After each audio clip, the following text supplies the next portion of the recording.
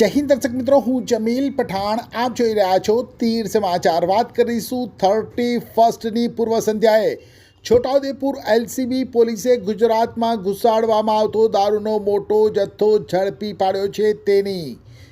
જી હા, new year 2025 welcome celebration એટલે કે 31ની ઉજવણી દારૂ સંઘ કરવા માટે ગુજરાતમાં મોટી માત્રામાં દારૂનો જથ્થો ઠાલવવામાં આવી રહ્યો છે. જોકે 31ને ધ્યાનમાં રાખીને સરહદી વિસ્તારમાં પોલીસ પણ સતર્ક બની છે અને પ્રોહિબિશન નાકાબંધી કરવાની સાથે પ્રોહિબિશન ડ્રાઈવ પણ કરી રહી છે.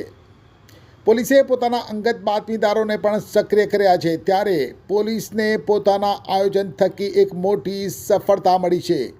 છોટાઉદેપુર એલસીબી પોલીસે મધ્યપ્રદેશમાંથી ગુજરાતમાં દારૂનો મોટો જથ્થો, જી હા, ₹13.90 લાખનો દારૂ ભરીને આવતી એક ટ્રકને ઝડપી પાડી છે. વિગતે વાત કરીએ તો છોટાઉદેપુર જિલ્લા એલસીબી પીઆઈ વિનોદ ગાવિત પોતાના સ્ટાફ સાથે કદવાલ પોલીસ મથક હદ વિસ્તારમાં પ્રોહિબિશન ડ્રાઈવમાં હતા. દરમિયાન તેમના અંગત બાતમીદારો થકી બાતમી મળેલ કે ગોરધન માલસિંહ રાઠવા, રહેવાસી અત્રોલી, ખૂંદા પીપળા ફળિયા, તાલુકો છોટાઉદેપુર, તેમજ દિનેશભાઈ ભલજીભાઈ રાઠવા, રહેવાસી બેડવી પટેલ ફળિયા, તાલુકા છોટાઉદેપુર, આ બંને સાથે મળી મધ્યપ્રદેશમાંથી એક ટાટા એસ ટ્રક નંબર GJ956327માં વિદેશી દારૂનો જથ્થો ભરીને છોટાઉદેપુર થઈને કદવાલ તરફ આવી રહ્યા છે.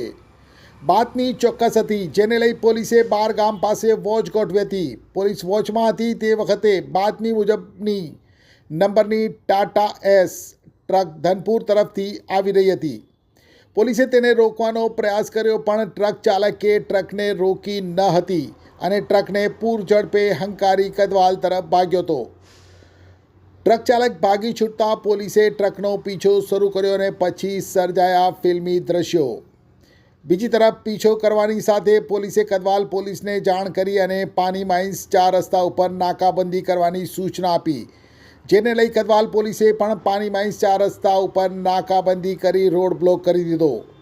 ત્યારે હવે ટ્રક ચાલકની પાછળ એટલે કે ટ્રકની પાછળ પણ પોલીસ અને આગળ પણ પોલીસ, જેથી ટ્રક ચાલકે મોકો જોઈ ટ્રકને ઊભી કરી દીધી અને ટ્રકમાં સવાર ચાલક સહિત બંને ઉતરીને ભાગ્યા હતા. પોલીસે તેમને પકડવા પીછો પણ કર્યો, પરંતુ ઝાડી ઝાંખરામાં ભરાઈ બંને નાસી છૂટવામાં સફળ રહ્યા હતા. પોલીસે ટ્રકમાં તપાસ કરતાં તેમાં દારૂનો મોટો જથ્થો હોવાનું જણાઈ આવ્યું હતું, જેની ગણતરી કરતાં ભારતીય બનાવટની વિદેશી દારૂની કુલ બોટલ નંગ 6792, જેની કિંમત ₹13,90,920નો દારૂનો જથ્થો અને GJ956327 નંબરની ટાટા એસ ટ્રક, જેની કિંમત ₹10 લાખ મળી કુલ ₹23,90,920નો મુદ્દામાલ ઝડપી પાડી જપ્ત કરી ટ્રકમાંથી નાસી છૂટેલ ગોરધન માલસિંહ રાઠવા અને દિનેશ ભલજી રાઠવા સામે પ્રોહિબિશન એક્ટ હેઠળ ગુનો નોંધી અને તપાસ હાથ ધરી છે.